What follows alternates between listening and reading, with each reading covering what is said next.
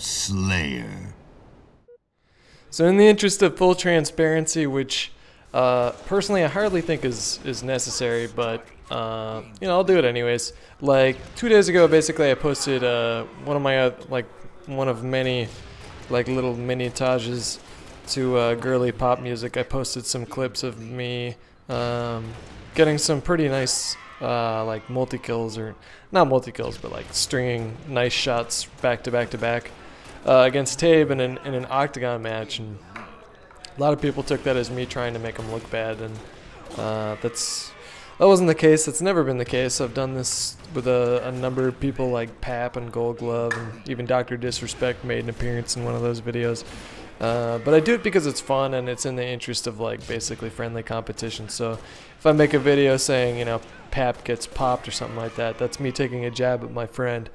But yeah, I think, you know, I have this theory, and I think it's that like a lot of people, and especially I think it's the younger crowd, some people call it, you know, they use the term fanboy, but what I really think what that actually means to me is that I think a lot of people just don't like seeing somebody who they subscribe to or they're a huge fan of lose a gunfight in any game, and they see it as an instant source of contention, and you know, there's always got to be some kind of argument about it, and people form, you know, one person makes a comment such as, you know, way to go editing out all the parts where you die and leaving in all the parts where, you know, he got raped, just to make yourself look good. And of course from that, like there's like 15 or 20 different replies, everybody with their own theory of why I posted what I posted, when really it's as simple as me dicking around and having fun in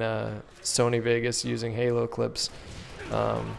Usually when I make clips to like Rihanna or Beyonce or Lady Gaga, I'm like giggling like a schoolgirl the whole time because for whatever reason it's just really funny to me. And it just so happened that night I had played against Tejb.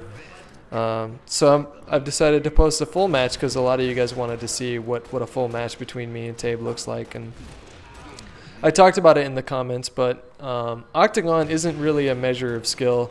So like I've seen Tejb play Halo, and I've seen his full gameplays, and I think in the actual game itself, Tejb is just a lot better at Halo than I am. I think he's been playing Halo 3 for a little while. He stopped and eventually went to COD, but he has more experience in the Halo series. Whenever you play a 1v1 in Octagon, it really only proves one thing, and that's who's better at Octagon. And that's about the gist of it. On this particular occasion, I think Tejb had just woken up. It was like 8:45 in the morning. A lot of people had the theory that he was drunk, and that's why that's why he quote unquote got raped when we played 1v1. But as you can see, nobody got raped. Like we would trade. You know, this was one of 4 matches we had played, and I think he won 2 and I won 2 for the whole night. But this is a match that I lost. And I just want you guys to see that it's not about trying to make anybody look bad at the other person's expense. It's pretty much all in the interest of good fun, and that's all there is to it, really. Octagon, so the reason a lot of people were asking me, like, why do you chuck nades all the time, or your nades are so fail? And the reason why you see Tejb, like a minute ago, he chucked a nade on his opposite side and then immediately turned around. That's because if you throw a nade with a 3-second respawn, you can control which side they spawn on.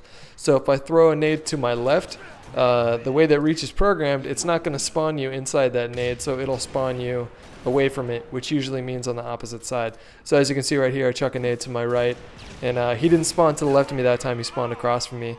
But by chucking a nade, I can narrow down what side he's either going to be directly in front of me or to my left. And at that point, it's sort of a coin toss. If anything, I think this version of Octagon is a little bit more fair. It's not as fun as Halo 3's Octagon, because Halo 3's Octagon, you can like accurately predict their spawns. But technically, I think it's more fair because you can't really predict where they're going to spawn to a T. At least not yet. I haven't seen any.